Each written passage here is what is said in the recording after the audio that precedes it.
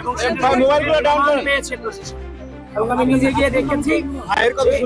ডাকসু নির্বাচনে কারচুপির অভিযোগ এনে তা প্রত্যাখ্যান করেছেন ছাত্রদলের ভিপি প্রার্থী আবিদুল ইসলাম খান।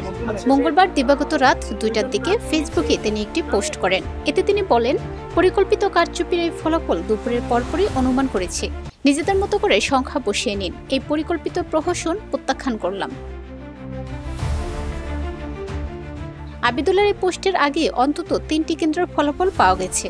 এতে দেখা গেছে ঐক্যবদ্ধ শিক্ষার্থী জোটের ভিপি প্রার্থী আবু সাদিক কায়েম বড় ব্যবধানে এগিয়ে আছেন।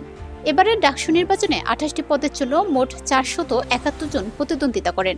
প্রতি হল সংসদে 13টি করে 18টি হলে মোট পদের সংখ্যা 234টি। এসব পদে ভোটের লড়াইয়ে নেমেছেন 1035 জন। অর্থাৎ সব মিলিয়ে এবার ভোটারদের 41টি ভোট দিতে হয়েছে।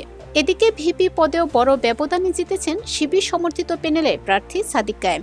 তিনি পেয়েছেন 14,042 ভোট। নিকটতম প্রতিদ্বন্দ্বী ছাত্রদলের আবিদুল ইসলাম খান পেয়েছেন 5,658 ভোট।